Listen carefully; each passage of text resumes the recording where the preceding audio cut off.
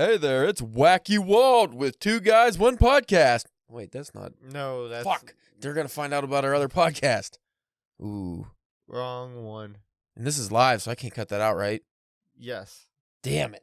Horse hockey.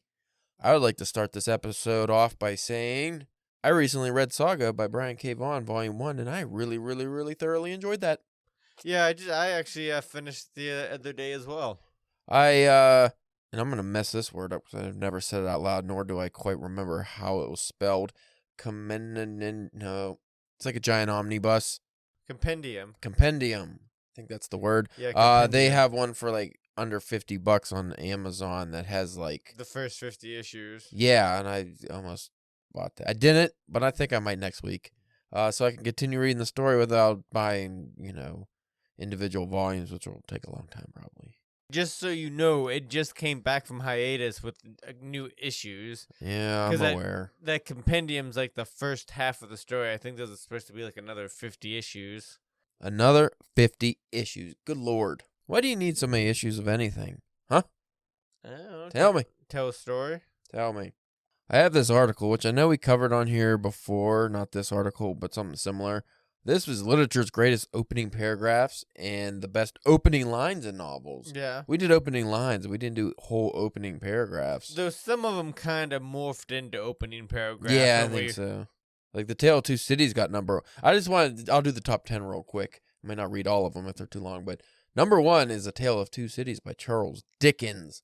It was the best of times, it was the worst of times. It was the age of wisdom, it was the age of foolishness. It was the epoch of... And we covered this before, but do you agree that should be number 1? Before we do, or before you do rather, let's continue with the top 10. Number 2 is 1984 by George Orwell. It was a bright cold day in April, and the clocks were striking 13. I like that. Number 3, The Raven by Edgar Allan Poe. Once upon a... And this is, I guess it's opening lines, but it's a poem. Come on, man. Well, once upon a midnight dreary, as I pondered weak and weary, over many a quaint and curious volume of forgotten lore, while I nodded, nearly napping, suddenly there came a tapping, as of someone gently rapping at my chamber door. I don't know why you're not poetry, man. You gotta say, that's good. That's great. Yeah. That's fucking great. Yeah. Moby Dick is like, if you want to know, Spencer, what it's like reading Moby Dick, okay? Here's the opening paragraph of Moby Dick. It takes up my whole phone. That's not good. But it was also on the opening line episode we did because the opening line is simple. Call me Ishmael. But as they have the opening paragraph, it's call me Ishmael. Some years ago, never mind how long precisely, having little or no money in my purse and nothing particular to interest me on the shore, I thought I would sail about a little and see. And then 5 hours later, you get to the end of that. And that's the first paragraph. That's the first paragraph. Number 5, The Stranger by Albert Camus. Mother died today. That's one of the most famous lines. And then, so this is the first paragraph. So it's mother died today, or maybe yesterday. I don't know. I had a telegram from the home. Mother passed away. Funeral tomorrow. Yours sincerely.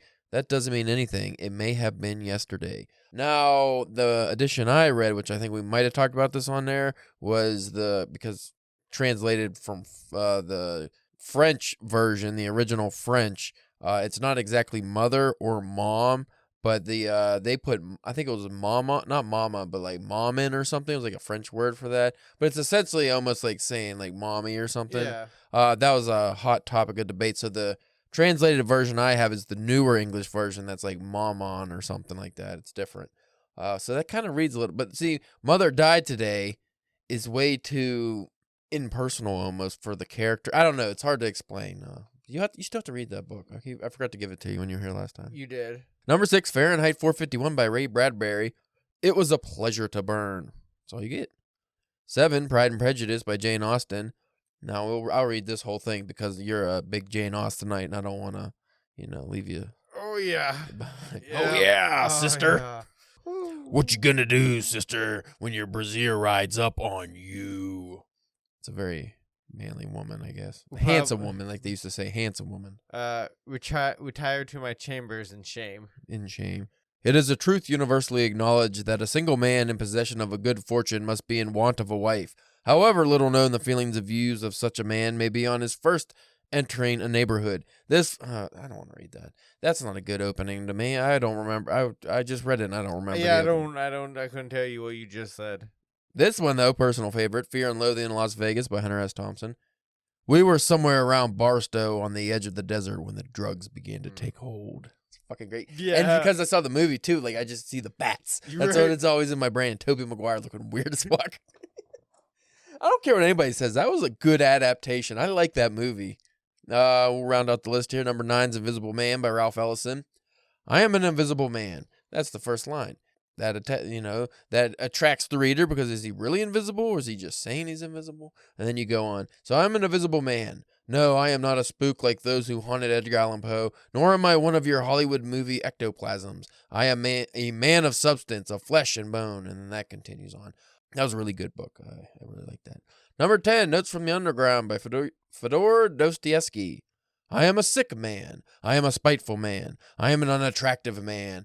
I believe my liver is diseased. And then it goes on.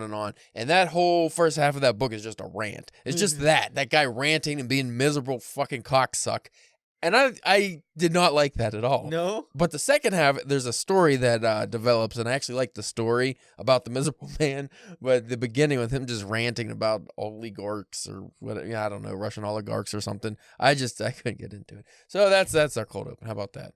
Would you change any of those? I'd get the Jane Austen out of the top 10 for sure. Yeah, I don't know if I'd go Tale of Two Cities number 1, but then I don't know what I would put in its place. I mean, it's such a great opening though, because it just like the Tale of Two Cities, the poor and the rich, Right. and it perfectly encapsulates that in my opinion. But I have not read the book, so I can't really further. You know what? I actually wanted I'll add a couple more on here because some of these are really good. Number 11, Metamorphosis by Franz Kafka, just because you've been wanting to read this. As Gregor Samsa awoke one morning from uneasy dreams, he found himself transformed in his bed into a gigantic insect. Come on. Like, what the fuck? And it gets so much weirder from there. You pretty much know what the story is going to be at that point. Yeah. Number 12, The Adventures of Huckleberry Finn. Number 13, White Fang. 14, A Farewell to Arms. 15, The Bible. Believe it or not, the Bible actually has a good opening because I never read the Bible, so... In the beginning, God created the heaven and the earth, and the earth was without form and void, and darkness was upon the face of the deep, and the Spirit of God moved upon the face of the waters. Now, I've heard that a lot of times in my life. I always thought that came from like an RPG. Yeah. Like, I always thought that was like the opening of an old school video game. I'm surprised people aren't mad that they just put the Bible in with like fiction. You know what I mean? Opening lines of fiction, of a novel. I'm not making a comment on that. Number 16, The Dark Tower, Volume 1, The Gunslinger by Stefan Kine? Coing? The man in black fled across the desert and the gunslinger followed. 17's The Bell Jar. Ooh, I like the opening of that, actually. I'll read that too. Sylvia Plath, by the way. Because I know you're not a big Plath head, so you don't know her work. I'm not a Plathonite. No, you can't have two nights. You're Austinite, you can't be a Plathonite. Platypus? There you go.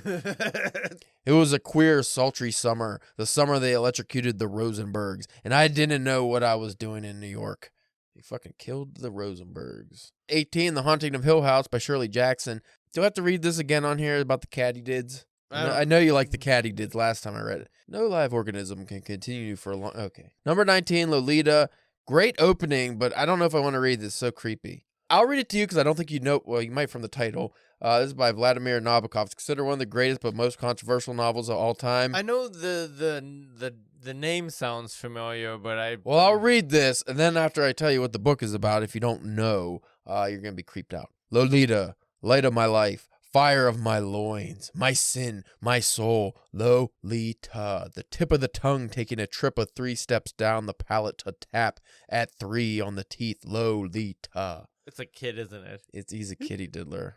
What's his name? Not Humphrey. Herbert. Humbert. I think it's Humbert. I'm just saying names. Yeah, it's about him, but it's written from his view, so it makes it sound like, oh, it's so beautiful, and almost like it would try to convince the reader that being a fucking pedophile is okay because it's love. And no, it's like that guy. That's what he thinks in his twisted, sick mind. I never read that book because the subject matter just fucking turns me off. I don't want to. And 20 is The Picture of Dorian Gray by Oscar Wilde. And then we get on to just a bunch of bullshit after that. It's pretty good. I would like to cover this list in full one day, maybe. But anyway, Call Me Ishmael's classic. I would put The Gunslinger opening in the top 10. I would take out the Austin one because that's not memorable to me at all. Tale of Two Cities, I think I might keep it one. I don't have a problem with that. I really like the Tale of Two Cities. I can't think of any modern fiction other than The Gunslinger that has such an opening that I think was it Jim Butcher had one about standing in front of a Walmart on fire or something. Yeah, I think that is like his opening to one of the. Yeah, that was pretty memorable, and just the fact that I even kind of know that when I never read it, or I never read any Jim Butcher. 1984 is a good opening too, with the striking 13, the clock, and the Fahrenheit 451 with the lead in it. Was it just Let It Burn? Or... Yeah, I think the top 5 can easily just switch around anyway. Yeah, I'd have no problem with those. It's really until we get to Pride and Prejudice I'd have a problem. I would put the Fear and Loathing up there too. So we'll get to the episode at hand once we come up with the topic. I mean, once we go over our notes for the topic of the day, right? Yep. Uh-huh. Okay, see you later after these messages from our sponsor, Herbanex? Fuck, I don't know.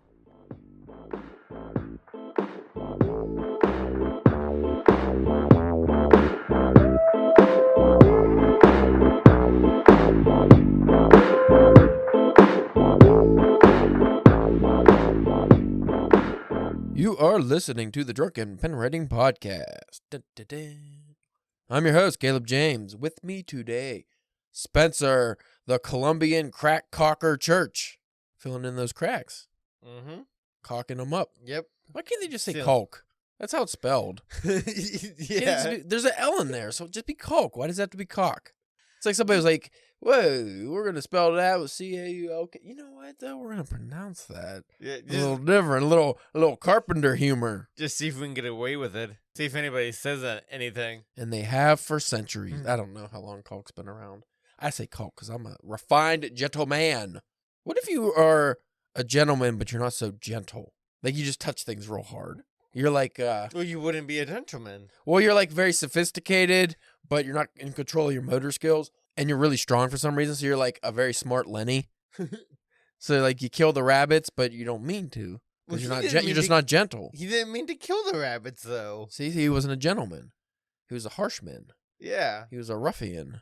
He had a heart of gold, but he was a little... Back then, that's fucked up. Like, back then, if you were just kind of slow or something, you had a mental disability, they're just like, I'm sorry, you killed too many rabbits and that pretty lady, we kind of got to go put you down in the woods. Well, didn't he get kicked by a horse or something? That's even worse.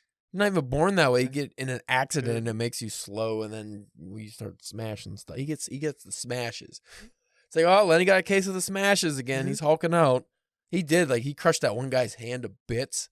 The guy that always wore the glove or whatever. I always found that so strange. Yeah. I bring up Lenny, not just because I wanted to talk about hand crushing and neck breaking, because you mentioned something off air about eliciting emotion in your fiction. And what fucking better example I could think of off the top of my head than a Mice and Men. I mean, come on, that whole, like, once you get to the end of that book, like, Steinbeck made you feel a certain way about these characters, and he's building on it. His brothers, I don't think they were actually brothers, right? No. They were just kind of stuck together through the hard times of the Depression era or whenever that was. But you still get a brotherly vibe. You get the one that's taking care of the special needs guy, and, special needs guy Lenny's getting into some trouble, and then... As the reader, you're just watching, it's like, oh, I hope nothing bad happens. Please don't let Lenny accidentally do something bad. And then he does, and then the whole ending is just tears your tear ducts right out of your fucking head. Well, like, what he does with that, too, is, like, what also makes that scene so great is that also, like, you agree with George. George, because you're like, yeah, George has it right. Like, if they catch him, it's going to be way worse. Yeah. So it's almost a mercy. Yeah. And it's just like much of Steinbeck's work. It's of the time period, so it's just like, yeah, everything's gonna be hard. So what's the you don't want to say the easy way out, but what would be the better way to go? Getting shot by your friend or getting mob justice? Just like Jesus. But that's most Steinbeck's work. Always ends in some kind of terrible dilemma. You mentioned off air that when you go into your fiction, you don't think about trying to elicit emotion in the reader. Like, if that comes out, it does, but you don't go into the work with the reader's emotions in mind. Yeah, I guess If I do, it's more in like the later drafts. You know, once like the bare bones are, But you don't specifically go in and say write a scene where you're like, oh, I know this one's gonna make people cry. yeah, Like, or they're gonna get mad at this one. I mean, is something you should probably do at least to Yeah. some extent. You know, if not to do that, but also just to probably have a better idea of what you're working on. Like, you know what I mean? I guess. well, like a master manipulator. Yeah. I like playing with people's emotions. There's a couple stories where I specifically wrote parts of them, or the whole story even, that are on the website. I think one's called A Fall from Grace, and it's about a mother who, from what I remember, because I think I wrote this a couple years ago, it's like the dead of winter, and she's like behind a dumpster. You get she's like a bum. She's in there drinking vodka or something behind a dumpster. But what it turns out was she was a mother, had a loving family and everything, and on like Christmas Eve, they weren't able to get a certain toy for the one kid, so she sends the husband out in this horrible storm to go get the toy, even though he's like, hey, we can just get it after Christmas. It doesn't matter. No, you got to get it. She was just being kind of a bitch for whatever reason. And then the husband, car accident, dies. And then she just keeps reliving this moment. Wow, her whole life went to shit and she became an alcoholic. But every part of that story was, again, it's a pretty short story. I think it's under a couple thousand words. I wrote it specifically with the intentions of like, this part's going to make you feel this way. This part's going to make you feel this way. And that was one of the stories that I had the most reactions to. Like, people kept sending me messages like, oh my God, like this. Yeah, oh boy, this really fucked me up here. And I could see how that would. And I was like, yes, it's nice when they get what you were trying to do, you know? And I've had a couple other stories where I've done that. My longer fiction, I never specifically do that. Maybe scenes. Like, okay, this is the scene that I'm going to get to grab your attention. This is the scene that's going to make you angry, like things like that. Same with the characters. But my shorter fiction, usually I just kind of go into it. Like, here's maybe the overall mood of this story, and I'm just going to tell the story. Like, I don't really go into it like, oh, I'm going to write this specifically to make someone really pissed off or someone to cry, or I'm doing this to make somebody super happy and feel good. Like, usually it's the story first, and then, that stuff comes later. See, I feel like with me, emotion-wise, when it comes into writing, it's more of anything of what I'm feeling. Like the emotions that I'm going so dead to. Inside. Or like, maybe the emotion of me, like when, I came up with the idea and just trying to keep on channeling that, or like, we've all, have wrote stories and stuff with things that, we take from our lives and stuff. So, you get that, that angry person that cuts you off or whatever, and or something, and you use that, and it's like, well, I'm still not actually mad about that, but you kind of, you gotta conjure those up or remember those. Well, I was about to say, have you ever written something where, say, you were really mad in the moment when you started writing it, but then by the time you finished it, you've obviously cooled down. Maybe it's a week later or something, and you don't have those feelings anymore. Maybe even on reflection, you're like, that whole thing, why was I even mad? That's fucking stupid. I was just having a bad day. But then you're stuck with the story. I've actually abandoned work because of that happened. Like, I was like really depressed during the story, or really mad, or way too happy, whatever the feeling was. Yeah, you're just in a different mindset. Yeah, and like I find, especially with like novel writing now, I'm getting better at being able to go back and kind of bring up those memories again. But what I'm really getting good at is just almost like how a method actor could get into a character or something like that. It's like when I get into the story, it's just like, okay, I'm right in here again. It's not that I want to be like, robotic about it, where it's just like, okay, I'm supposed to feel this way, I'm going to write this way. But you kind of do just put like, I don't need to be so personal with my feelings towards this. I just need to know that this is how this scene is supposed to feel. But it is weird when you write something like, say, you're really angry, and that's coming out like across very evidently. But then when you cool down and you can't keep that feeling. How do you go about that? I think you just kind of have to, like you said, you could try to bring back those feelings and be mad again, or you could just, like the method actor, you just have to know that's how it's supposed to go. Yeah. So you just have to be like, okay, I was really mad when I wrote this. I need to just keep writing it as if I'm mad. But how do you do that without it becoming like a false, like, oh, this guy, he's just phoning it in now. Like, you just have to be really good, I guess. I just get this mental picture of you like walking around there typing and be like, I gotta like walking, like stub your toe on something. Yeah, like, oh fuck shit. Just go fall down the stairs on purpose real quick, or Well, fortunately, with anger, I'd have no shortage of things that piss me off, so I can always conjure that up. It's the other feelings, especially joy. That's the hardest one. Joy's the hard one to find. That's the rare. That's the rare one. Now, how much do you focus on, like, the emotional state of your characters in any given scene? Or, like, do you...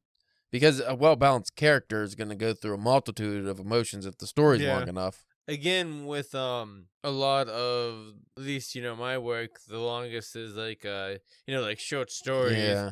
So like you don't necessarily, depending on the story, have to dig in or have that much. But with the news story that I'm working on, that is starting to be a little bit longer. Or the couple are like longer, like closer to like novella like kind of things. Or like I can tell like fuck, what am I saying? I'm not saying anything. You, Michael Scott, you just keep talking, hoping you'll find the sentence. Yeah, it wasn't coming. Shit. But yeah, depending on like the story, because like I do notice like the kind of stories that I do kind of tell, I like to put like the characters through some kind of like not terrible thing, but the drama or the conflict or whatever, and how they handle that, the emotions and like that kind of things. But again, it's not like one of those things that's in the foresight. It's almost kind of like in like the second and third drafts, as like as you're rereading it and you're like, oh, this would as you're fleshing it out and adding context and stuff like that. Well, one thing I try to be very aware of, even in the first draft, is the way I'd put it is, are my characters, or especially my protagonists, coming across as like a Keanu Reeves type of everyman who is just kind of bland and not necessarily emotionless, but just like think of like Neo in the Matrix. There's not too many emotional changes. Like, he has little dips and then it goes a little higher, but he's never raging out really. You don't see all this, maybe in the later movies, but because I bring up Keanu Reeves because like a lot of his movies, he's always, just because the type of person he is comes across as calm and collected. Even kill. Like. Well, even like in the first John Wick movie, there's the scene where he's tied down and he has like his big speech where he's going to kill everybody. And that's the part where he's supposed to finally show some emotion, and he freaks out and he starts yelling. And it almost comes across as like, that doesn't seem right. Yeah. Not just because of the character, but because of Keanu Reeves himself. He just doesn't do that very well. So I always worry that my characters are going to come across like, why is this guy so calm during all these events? And that's something I kind of struggle with any of my characters lately, is even if they're in an extreme situation, I never really think like, oh, maybe this character just, screams and panics and doesn't do anything. Like, why am I just writing like everyone just kind of goes along with whatever's happening? So I need to focus on that more, especially when I do my second and third drafts too, because that's where I can really fix it.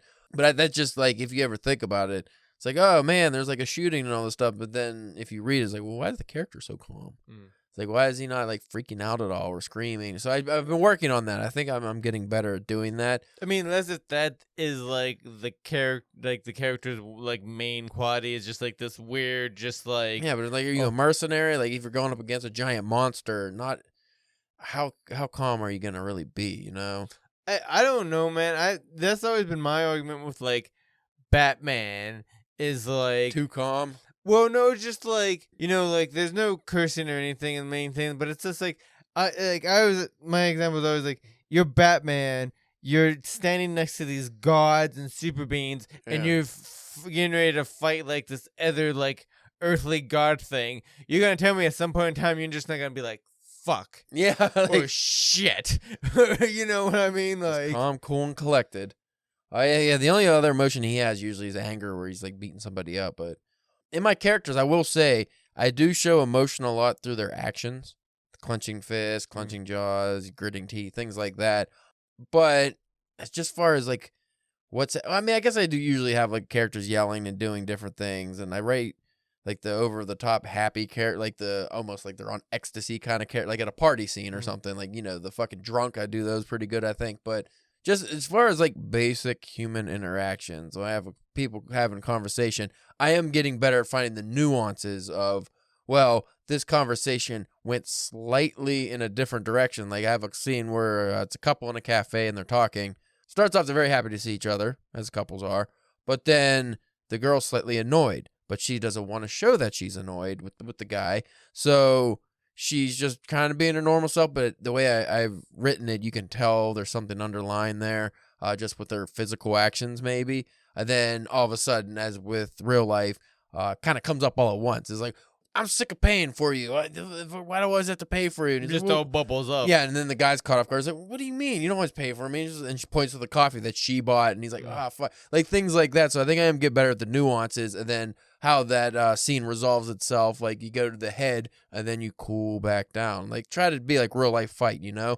I don't like those over-the-top fights where, and then they threw a drink in his face, and when the fuck does that barely ever happens? Come on. That's fun. Actually been pretty fun writing. How that comes across to the reader without being overdrawn. Like, you don't want to draw it out and make it boring.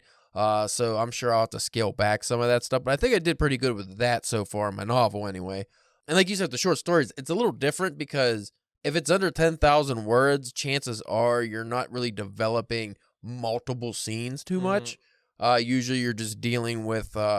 I mean, you can spread out the timeline, I guess, you know, like, oh, he woke up and then later on it just skips to night, things like that. But if you're just writing like, point A to Z story, everything in between, in a short story, you kind of have to rush through it. You're not going to be able to hit everything. So the emotional impact is going to be kind of different. It's going to be harder to get all those, show a character's wide array of emotions. It's more of maybe you pick a few and you kind of get the character's traits a little bit, but you can't really flesh it out too much in a short story. Unless you're a really good writer.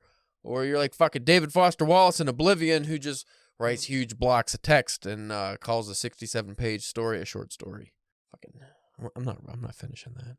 I'm going to tell Ashley, it's like, hey, that Mr. Squishy story, garbage.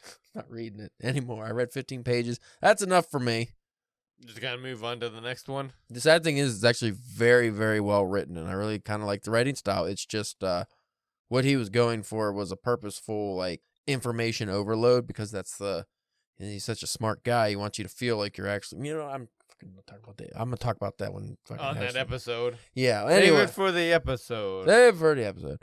Any parting thoughts on the eliciting of emotion?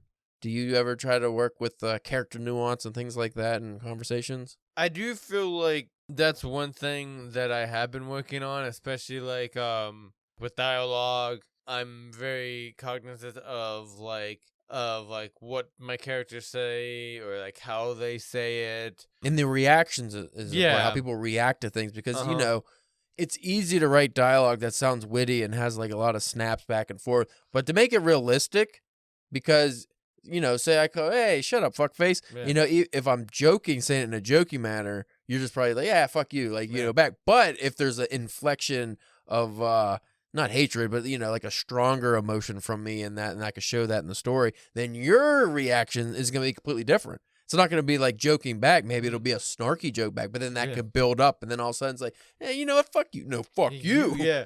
And then just like little, traits. I've noticed that I've been trying to do that a little bit more, just like tiny things to like sprinkle throughout the story, so it's not like you're getting too much at once. But like, do you like to use like personal quirks, like character quirks, like this character bites their lip a lot and then that's their thing, or this character has a habit of picking their nail and that's their thing? Because that can get redundant and annoying because I remember in like Paulie Cooley's The Black, the one thing we both agreed was a little over much. Like one of the characters was overdone too much. Was he always clenched his jaw and unclenched? Well, it was like it wasn't. It was multiple characters. Yeah, like if it was just like one character, like it'd be okay. Yeah, but it was everybody was clenching their jaws and fists. What I think, not to cut you off, but like what I think. So if you had the one character that clenches and unclenches their jaw a lot, like that's a thing. I would change it up every time I showed that. So once it's just clench, unclench. The other time grinding of the teeth, just different things biting like that. The inside of the lip. Yeah. Different things like that. Maybe chewing on your tongue a little bit or something. Like just something weird like that. Just to you still have the quirk, but you're not just like if you're just somebody, okay, this person always scrapes their thumb skin or something, like you don't want to keep saying that over and over. That do like in a way. I remember, I forget which Dark Tower series. I think it might have been the second or third one, but one of the newer characters, Eddie, he's like a guy who's very hot-headed, gets angry very easily, and somebody's talking to him and he can't, because they need this guy for something like information. I can't remember exactly, but like he just can't holler, yell, or hit this guy. So like he's clenching his fist, but he describes it as like the nails digging into the palm, leaving little half moon marks on his palms, drawing blood. Like, you know what I mean? Yeah. So like if you're gonna do the clenching of the fist or like the grinding of the jaw, like do it in a way where you maybe a little bit more creative. Like, oh, he can feel a slight a bit of blood biting the inside of his cheek for by holding himself from talking so much. He could or taste like, the metallic of his fillings grinding, like things like that. Yeah. So another thing about character quirks that I think is important is when to use them. Don't just throw them in, have just to make this character unique and they have a quirk. You can use it to your benefit by showing their emotion through that quirk. So say they're an anxious person, like they do something like rub the back of their head when they're anxious. Well, and then all of a sudden, like if you establish that early on, whenever there's a scene where that character is uncomfortable, if you just mention that they're rubbing the back of their head, the reader will know, oh, that's because they're anxious. Like you don't even have to bring it up. You don't have to always say, oh, the anxiety's getting, like you could just do the quirk, and you could have multiple quirks to space it out, because as most people, we usually have like a handful of things we each do in certain situations. So I think those are fun to play with too. Yep. But before you cut me off, I haven't yet really, or at least had a story yet to where I've thought of having get anybody like any kind of quirks really, so I kind of feel like, at least where I'm at in writing, that's more of a second and third draft thing.